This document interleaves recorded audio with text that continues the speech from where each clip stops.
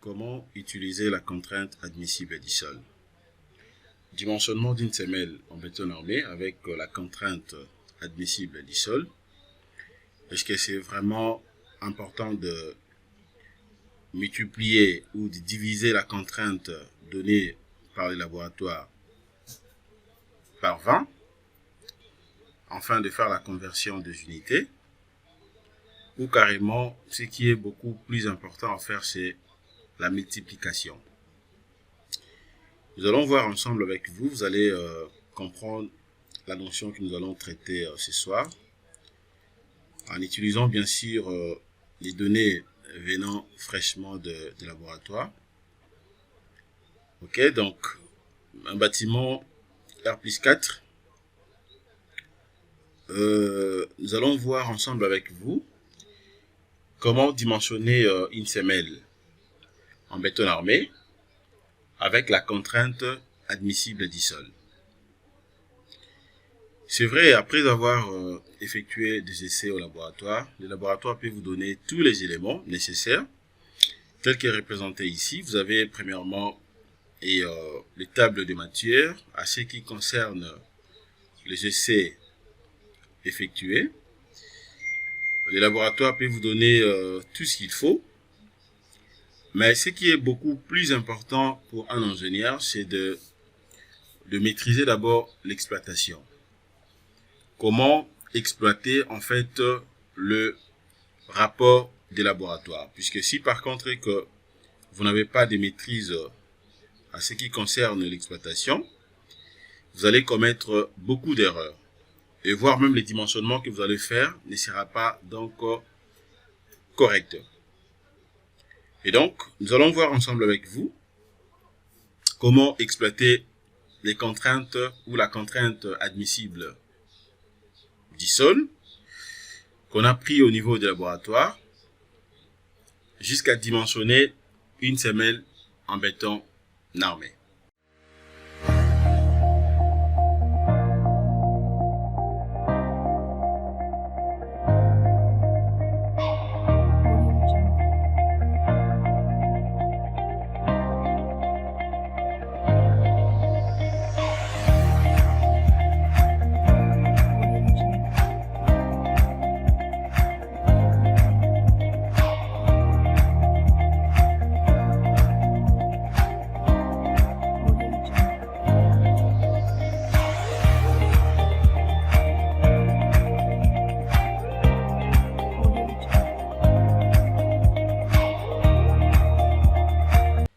Salut les amis, salut très chers collègues, salut très chers abonnés, j'espère que vous allez bien.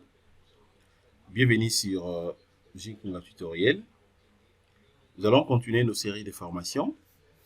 Je l'ai dit déjà dans mon introduction, nous allons voir ensemble avec vous comment dimensionner une semelle en béton armé avec la contrainte admissible des laboratoires.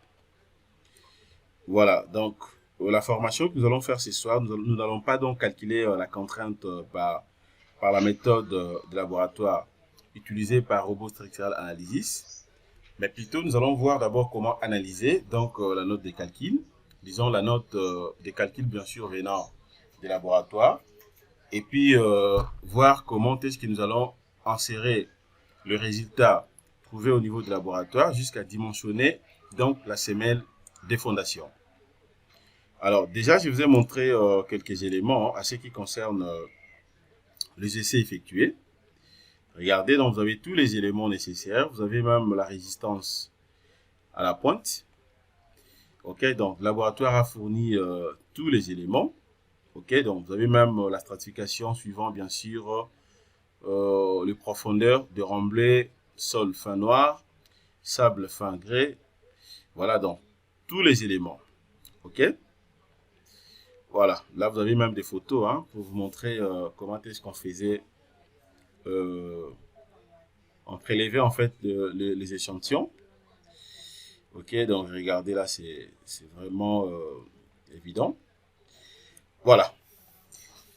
Alors, je vais passer un peu rapidement jusqu'à vous montrer d'abord une petite synthèse de résumé à la fin. Voilà, la conclusion, c'est ce qui est beaucoup plus important pour nous. Avant de revenir ici, je m'en vais d'abord sur les projets. Voilà, le bâtiment est là. Alors, à ce niveau, ce que moi je vais faire, c'est quoi? Je vais prendre directement le lit. Je vais prendre d'abord les lits, puisque j'avais déjà lancé donc les calculs. Je vais premièrement vérifier d'abord donc la semelle la plus chargée. OK? Et pour voir la semelle la plus chargée, c'est simple. Je viens là, je vais prendre effort. Prendre d'abord effort. OK, je vais prendre maintenant extrême globaux. Voilà, donc ça sera suivant la direction de FX, l'effort normal. Voilà, donc je prends seulement le numéro de nœud. C'est le nœud numéro 413. Donc le nœud numéro 413 représente tout simplement la semelle la plus sollicitée. Donc c'est là où, c'est sur ce fil où on a une plus grande sollicitation. Donc je prends le numéro 413, je vais rentrer ici.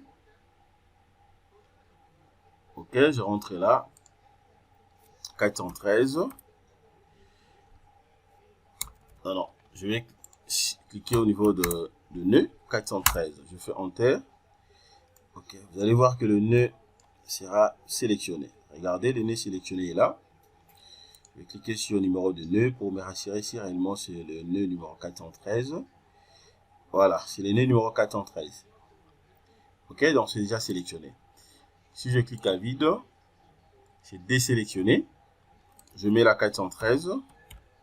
Enter. C'est devenu en vert, donc c'est sélectionné. Alors, une fois que le nez est sélectionné, je vais passer maintenant au dimensionnement. Et donc, pour passer au dimensionnement, je peux venir là, je prends dimensionnement, ferraillage réel, élément béton armé. Tout comme je viens ici, je vais cliquer sur ces raccourcis. Je retiens le numéro, c'est 413. Voilà, je vais patienter. En attendant, je vais rentrer d'abord au niveau de... Je vais voir un peu la stratification de ce ici. Je sais très bien que première couche, on avait voilà, les sables sélectionnés. Noir. OK, sable sélectionné noir. Voilà, je vais voir un peu quelques éléments ici. Voilà, donc, vous avez les profondeurs ici. Des 0, 0, 20. Remblai bois caillou. Sol fin noir. Sable, sol sablonné fin grès. OK. Donc à 2 mètres déjà, voilà, là c'est 0. Remblai moins 2. OK, c'est bon. De 0 à 20 mètres. Vous avez dans le remblai vrai caillou. OK. Donc c'est bien déterminé. Voilà, donc je peux rentrer maintenant ici. Je rentre là. Je vais prendre les lits. Confirme les lits. Voilà, je vais chercher maintenant le numéro de nœud 413. Voilà, le nœud numéro 413 est là. Je vais double-cliquer là-dessus. OK, une fois double-cliqué, regardez à quoi ça ressemble. Les dimensions ici, je vais laisser automatique. Comme ça, le robot va prédimensionner pour moi. Je clique sur Phi. Voilà, je laisse la méthode sous poteau voile. Optimisation, je vais prendre homothétique. Bon, il n'y a pas présence de longrine de redressement, donc je laisse comme ça par défaut. J'applique, voilà. Et là, maintenant, c'est bon. Je viens là au niveau de paramètres de l'étage. Bon, fissuration, je vais travailler avec une fissuration peu préjudiciable. Par rapport au milieu, je prends non agressive. Là, je vais prendre option des calculs. Béton, je prends béton 25. Diamètre du garni là, je prends 14. Bon, poids volumique, je vais confirmer 2500. Acier longitudinal, haute adhérence, je vais boycotter barre des 6, 8, 10, 12. Acier transversal, je prends barre des 6 et 8. armature additionnelle. Je vérifie 6, 8, 10 et 12. Et puis OK. La disposition des ferraillages. Voilà, bon, ici, à ce niveau, ici, bon, déjà, moi, je vais uniformiser. Hein. Je prends donc l'espacement minimal, je prends 12 cm. Max également, je prends 12. Je vais confirmer les dés, puis j'envoie de l'autre côté. OK, donc par rapport aux mailles, je vais avoir des mailles ayant la forme carrée. Voilà, ici maintenant, est-ce que vous voulez avoir aussi les aciers supérieurs? Bon, je prends ça automatique. Bon, je peux mettre automatique, tout comme je prends oui pour avoir les dés. Bon, moi je mets automatique. Je vais voir d'abord ce qu'il va me proposer. Puis ici, je prends ça. Barre d'attente. Donc si je prends le diamètre 14 mm multiplié par 5, donc je vais prendre 0,80. OK, là c'est bon. Type de crochet ici, je vais travailler avec des angles droits. Longueur développée ici, je prends 10 cm. Voilà, je tire à cliquer. Non, cliquez d'abord là-bas. C'est bon. Définir dimension, je n'en ai pas besoin. Je vais cliquer sur définir charge. Je clique juste ici. Voilà. La combinaison en est liée là. C'est bon. Je peux fermer déjà. OK. Définir sol. À ce qui concerne maintenant les sols ici, je vais commencer d'abord par la stratification du sol. C'est très important. C'est vrai que la contrainte est connue. Je peux insérer directement la contrainte, mais moi je vais avoir ça puisque, n'oubliez pas, surtout si vous dimensionnez, vous calculez un bâtiment de grande importance, des bâtiments R+3, 4, 5, 6, 7, 10, voilà, dans des gratte-ciel. C'est beaucoup plus important de mettre tous les éléments puisque pour demander l'autorisation des bâtures sous d'autres cieux, on demande exactement donc la note de calcul. OK, là où l'ingénieur a dimensionné. Donc, c'est beaucoup plus important d'insérer tout ça. Alors, là, maintenant, je viens là. Je vais voir maintenant les différentes couches. Première ici, de 0 à 20, de 0 à 20 mètres. Donc, de 0 à 0,20 mètres. Donc, de 0 à 20 cm. Remblai en bris, caillou. Je viens là. C'est que je vais insérer ici. Bon, j'ai remblai à bris, caillou. Je vais d'abord voir un truc, je dois le resserrer. Des préférences ici sont de sable. Ok, remblai à briques cailloux. Voilà, ici, je vais gris altéré, je n'en ai pas besoin. Marqueur calcaire compacté, roche phlegmatique. Et voilà, sable, voilà. Et donc, je viens là, je vais catégoriser ça. Attendez, je vais cliquer là, je prends, OK. OK. Alors, maintenant, ces niveaux ici, je vais insérer les noms. C'est encore quoi ici, remblai en briques caillou. Et donc, remblai en briques caillou. Je crois que c'est bien écrit. Je vais vérifier ça. Remblai en briques caillou. Voilà. OK, c'est bon. Je viens maintenant ici. Je vais spécifier tout simplement les types. Ça c'est pour les grès, ça c'est pour les marbre, ça c'est pour les roches. Bon. Gravier, donc remblai à briques cailloux. Briques cailloux sont comme des cailloux. Je peux considérer ça comme des roches de type A. OK, comme ce sont des cailloux, je considère ça comme des roches de type A. Voilà. Là maintenant l'épaisseur, je vais définir l'épaisseur. Deuxièmement ici, je prends maintenant les sables. OK, deuxième, je vais voir s'il s'agit de quoi. Sol fin noir. OK, sol fin noir de 0,20 à 80. Bon, là déjà vous avez donc des sables sélectionnés. Sol fin noir. comme des sables sélectionnés.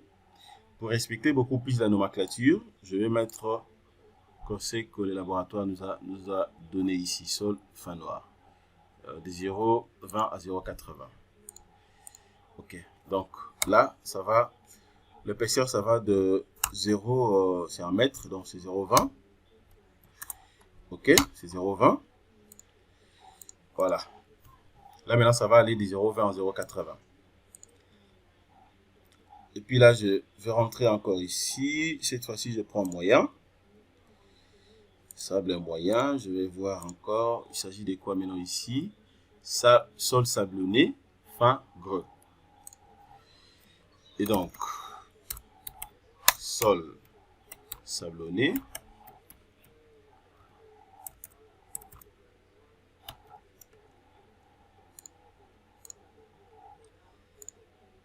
Là, sol sablonné, fin grès. Sablonné, fin gris. Voilà. Là, ça va de 2 à 80. Ok, de 2 à 0,80. Voilà. Et après ça, maintenant, nous avons quoi également? Je vais compléter là, compact. Là, maintenant, il y a quoi? Nous avons, donc au-delà de 2 mètres, il y a sol sableau argileux jaune. Sol sableau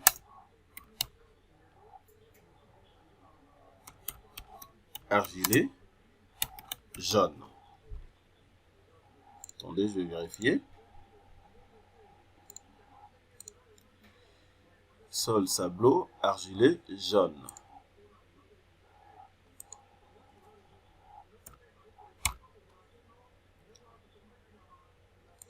Voilà. Je crois la mer c'est bon. Argilé jaune. Voilà. Et là, ça va jusqu'à quelle profondeur? Attendez, je vais voir aussi. Ça va de plus de 2 mètres. Plus de 2 mètres. Ok. Ici, ce qui suit là, c'était combien? 0,80 à 2 mètres. 0,80. De 0,80 à 2 mètres.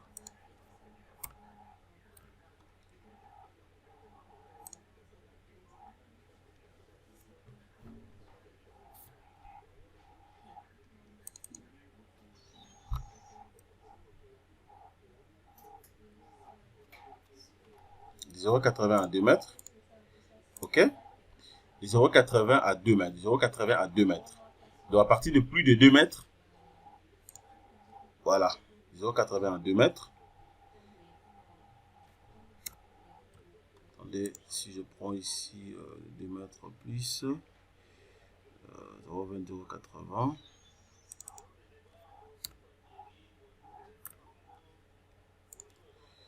Je vais corriger d'abord un truc ici.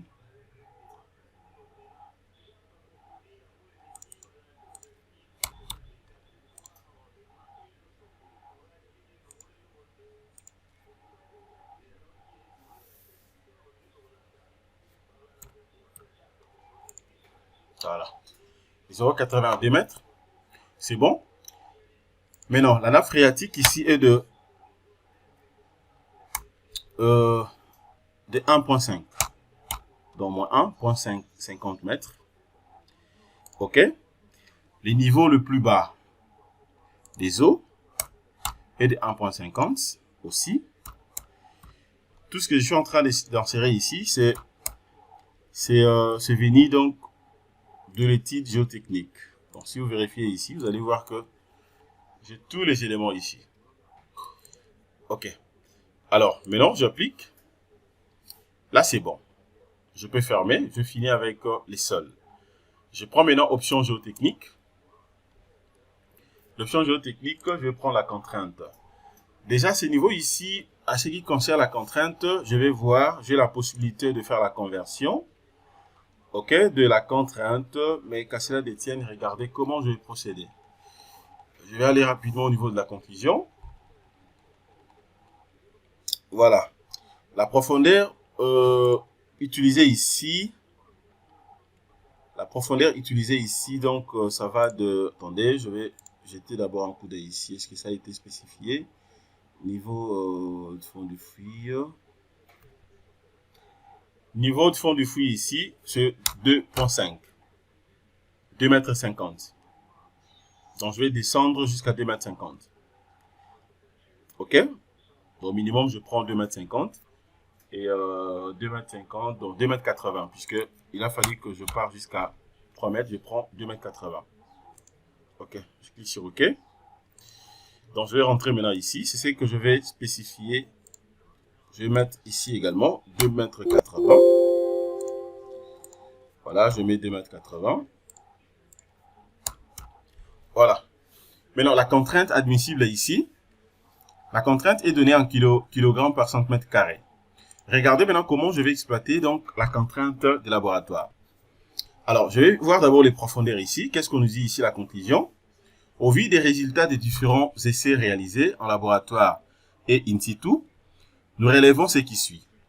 La nappe phréatique a été repérée au cours de cette campagne du mois de juin 2023 à 1,50 m. OK? À 1,50 m. Donc la nappe phréatique est à 1,50 m tel que inséré de l'autre côté. Elle se référant au sondage carotté, les sols en place sur cette parcelle, voilà, et étant sable argilé, grès, jaunâtre à jaune entre 0,80 et 6 mètres. Étant donné la dispersion de points de sondage sur les sites et en fonction des types de fondations de l'ouvrage, nous adoptons, premier point, une contrainte admissible de 0,23 kg par cm², soit 23 kPa, devra être considérée pour les calculs des fondations exécutés à 1,50 m de profondeur. Pour notre cas, ça c'est exclu, puisque la profondeur utilisée ici dépasse les 1,50 m. Deuxième point, une contrainte admissible de 0,32 kg par cm², soit 32 kPa, devra être considérée pour les calculs des fondations exécutés à 2 mètres de profondeur. Deuxième point aussi, c'est exclu pour notre cas puisque la profondeur dépasse les 2 mètres. Troisième point, une contrainte admissible de 0,60 kg par cm², soit 60 kPa, devra être considérée pour les calculs des fondations exécutés à 2,50 m de profondeur. Pour notre cas également, 2 mètres de profondeur, 2,50 m de profondeur, c'est un cas donc que moi je peux considérer, ok, entre 2 mètres et 3 mètres. Vous voyez, ça c'est 3 mètres et là c'est 2 mètres. Alors, à ce qui me concerne, moi je me dis, normalement je dois descendre jusqu'à 3 mètres. Jusqu'à 3 mètres, mais ça peut arriver que je prenne par exemple 2,80 m. Donc je m'en vais jusqu'à 3 mètres. C'est pour dire que la contrainte que moi je vais utiliser, ça sera cette contrainte. Et donc, une contrainte admissible de 0,70 kg par cm², soit 70 kPa, devra être considérée pour les calculs des fondations exécutés à 3 mètres de profondeur. C'est mon cas dont je suis ici. OK? Donc, ce que je vais faire, c'est quoi? Je vais d'abord faire une petite modification ici. Là, je prends donc 3 mètres. OK, je vais prendre 3 mètres. Souris. Voilà, je vais enlever encore ça. Ok, j'enlève même les tout. Je mets que 3, puisque c'est 1 mètre, 3 mètres. Ici également, je vais changer. Niveau de fond de fouille, je vais mettre cette fois-ci 3 mètres. Voilà, je suppose que je descends jusqu'à 3 mètres. J'applique. Mais pendant l'exécution, je vais voir si je peux arriver à m'arrêter à 2,80 m. Ok. Maintenant, la contrainte admissible. Regardez très bien ce qui est mentionné ici. On nous dit que la contrainte admissible est de 0,70 kg par cm². Alors, ou soit 70 kilopascal.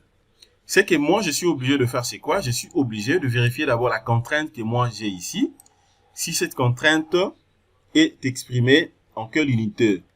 Voilà, l'unité des forces ici, c'est les kilonewtons. L'unité de longueur, c'est les centimètres carrés. Et donc, c'est la même chose. C'est pour dire que je peux utiliser la même contrainte donnée ici de 0,70. Mais, c'est qu'il faut comprendre que je ne peux pas d'abord utiliser cette contrainte. La vraie contrainte que moi, je suis obligé d'insérer, ça sert à quoi? Je descends pour voir d'abord les avertissements. Avertissement et domaine de validité. Les résultats du présent rapport. Une reconnaissance des sols se fait de manière ponctuelle pour ces sites. Un sondage manuel est à la terrière descendu jusqu'à 5 mètres de profondeur. Et 4 sondages au pénétromètre descendu jusqu'à 6 mètres de profondeur, sans atteindre de refus. Donc, il n'y avait pas de refus. On était réalisé des variations stratigraphiques entre les sondages, tant horizontales que verticales, peuvent exister, bien que les essais exécutés renseignent adéquatement sur la nature et les caractéristiques physiques des sols rencontrés. Ils ne fournissent aucune information sur les conditions qui prévalent ailleurs. Deuxième point. C'est pourquoi toute interprétation ou extrapolation des données en dehors des sondages comporte d'énormes risques. Les conclusions formulées ne doivent en aucun cas être généralisées sans des études plus approfondies. Le troisième point, c'est ce qui est beaucoup plus important pour nous. Ok, je vais d'abord sauter ça. Je prends d'abord le quatrième point. Des éléments nouveaux comme la variation de la teneur en eau du sol, consécutive par exemple, à une remontée de la nappe phréatique, peuvent rendre partiellement ou totalement caduques les conclusions du présent rapport. Le cinquième point, le présent rapport et ses annexes constituent un ensemble indissociable. Nous déclinons toute responsabilité qui déroulerait d'une mauvaise utilisation des résultats présentés dans ces rapports. Voilà, donc ça a été toujours comme ça. Ok, je reviens maintenant au niveau, donc au point 3. Je reviens au point 3. Qu'est-ce qu'on nous dit ici? Il faut garder à l'esprit que, par mesure de sécurité, nous adoptons des valeurs qui représentent le 1/20e. Le 1/20e des résistances dynamiques trouvées avec les pénétromètres. Ces contraintes admissibles ne concernent pas les couches sous-jacentes non sondées par l'appareil. Cela revient à dire quoi? C'est que le laboratoire nous a présenté ici, en réalité, ce n'est pas la vraie contrainte trouvée sur terrain. Pour trouver la vraie contrainte ici, vous êtes obligé maintenant de faire ceci. Ok? Attendez, je vais prendre la calculatrice. Je vais faire ça ensemble avec vous. Vous allez comprendre à quoi ça ressemble. Calculatrice. Puisque si par contre que je prends la contrainte de 0,70 kg par centimètre carré, je risque d'avoir une semelle chevauchée. Et par contre, la semelle ne sera pas économique. Soit je vais faire recours aux semelles filantes, et puis je vérifie également, et même avec la semelle filante, la semelle ne sera pas toujours économique, puisque la contrainte est tellement faible, eh ben, ça peut me pousser directement d'aller réaliser un radier général. Mais ce qu'il faut faire maintenant, c'est quoi? Il faut prendre d'abord cette contrainte. Il faut ressortir d'abord la vraie contrainte trouvée. Donc, ça sera les 0,70, ok? Qu'il faut maintenant multiplier par le 1/20e que vous voyez ici, le 1/20e ici. Le 1/20e sera multiplié par 1. Ça sera toujours 0,70. que vous allez diviser maintenant par 20 pour trouver la vraie contrainte. OK? Non, qu'est-ce que je dis? C'est-à-dire qu'il faut prendre. Il faut prendre. C'est-à-dire, si vous prenez. Donc, ça sera tout simplement donc le 1 multiplié donc, ça dit les 0,70 multiplié par 1. Exactement. Voilà. Donc, ça sera les 0,70 que je vais multiplier par 20. OK, ça me donne directement une contrainte de 14 kg par centimètre carré. Donc, c'est ça la vraie contrainte à une profondeur de 3 mètres. OK? Alors, pour raison de sécurité, les laboratoires, maintenant, qu'est-ce que le laboratoire a fait? Ils ont pris seulement les 14 kg par centimètre carré. Ils ont multiplié ça. OK? Ils ont multiplié ça donc par 1. Ça donne toujours 14. Et puis divisé par 20. Pour avoir la contrainte de 0,70 kg par centimètre carré. Donc, c'est pour raison de sécurité. Mais la vraie contrainte, donc il faut prendre maintenant les 0,70, vous multipliez ça par 20. C'est là où vous aurez donc la vraie contrainte de 14 kg par centimètre carré. OK? Alors, maintenant, ce qu'il faut comprendre déjà à ce niveau, maintenant, si par contre que je prends cette contrainte de 0,70, eh bien, la contrainte est tellement faible. Alors, pour raison de sécurité également, si je refuse d'utiliser cette contrainte de 14 kg par centimètre carré, eh bien, ça dépend de moi. Je peux soit prendre ça, je divise ça par 2. OK? Je peux diviser ça soit par 2. Je prends une contrainte de 7 kg par centimètre carré. OK? Donc, c'est pour me mettre aussi en sécurité. Mais la vraie contrainte, en fait, c'est ça. OK? Sauf que eux, ils ont divisé ça par 20 pour être de plus en plus en sécurité. Et moi, je prends ça, je divise ça par 2. Je peux diviser soit par 4, par 3, donc ça dépend. Ça dépend. Donc, si je divise ça par 3, et donc j'aurai une contrainte de 4,66. OK? Et donc, si je divise ça par 2, j'aurai une contrainte de 7. Donc, moi, je vais travailler avec une contrainte de 7 kg par centimètre carré. Donc, je vais rentrer maintenant ici. Je prends une contrainte, donc ça sera de 7 kg par centimètre carré. Et puis, je clique sur OK. Et bien, je vais lancer les calculs. Je vais voir maintenant ce que le logiciel va me proposer. Voilà, patiente.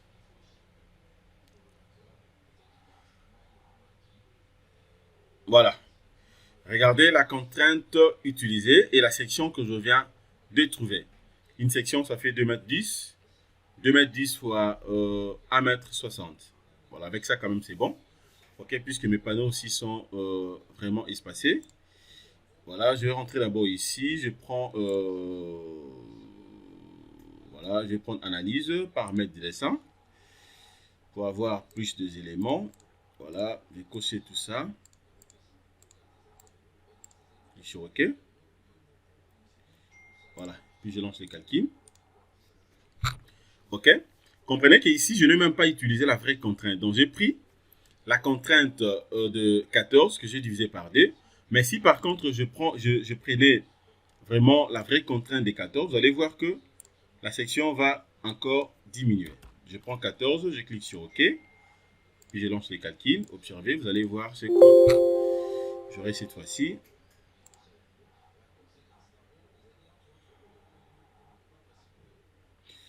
Voilà.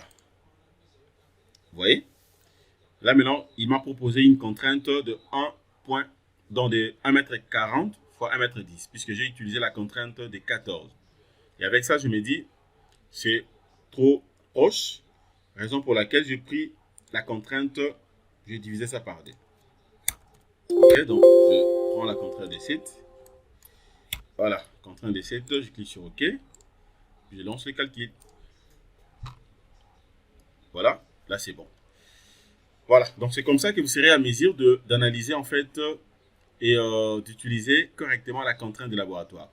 À ce niveau, ça dépend des projets. Donc, vous pouvez également soit prendre cette contrainte-là des 14, vous divisez ça par 4, par 3. Donc, ça dépend de vous. OK? Soit par 4 ou bien par 3, ça dépend de vous. OK? Mais étant ingénieur, au même moment, lorsque vous divisez, il faut toujours aller vérifier aussi. Et donc, vérifier maintenant l'économie de la semaine que vous avez dimensionnée. Est-ce que c'est une semaine économique? Est-ce qu'il n'y a pas chevauchement? OK? Par exemple, par rapport à ces cas, pour voir s'il y a chevauchement, c'est juste question de rentrer ici. Ok, donc vous rentrez vraiment dans les projets au niveau de la structure. Voilà, c'est juste question de rentrer au niveau de la structure. À ce niveau, maintenant, vous allez vérifier. Déjà ici, il y a une portée presque, la distance entre les deux, ça faisait, je crois, c'est 2,90 m. Donc, il n'y aura pas chevauchement, puisque si vous prenez 2,90 m divisé par D, ça va me faire une affaire de 1 point quelque chose comme ça. Donc, c'est déjà bon. Ok, c'est déjà bon. Voilà, puisque suivant cette direction, ça fait 2,40 m, 2,50 m. Divisé par D, ça sera 1,20, 1,20. Donc, ça dépasse ici. Donc, c'est bon. Il n'y aura pas chevauchement. OK? Alors, semelle résultat, vous avez tout ce qu'il faut en termes de la contrainte du sol. Voilà. Semelle, ferraillage de semelle. Si je vais voir les rendis, de ce que je viens de faire, c'est juste question de venir ici. Voilà à quoi ça ressemble. Donc, c'est ça. Vous voyez, c'est beau à voir. Hein? Donc, c'est comme ça que vous serez à mesure de calculer vos projets. Voilà, semelle sol. Donc, la note de calcul. Je peux voir ça aussi de l'autre côté. Voilà, avec tous les éléments nécessaires, c'est que moi j'ai utilisé. Vous avez la contrainte ANELI calculée et la contrainte ANLS aussi calculée. Voilà, donc voilà ce que je vais vous montrer concernant cette formation.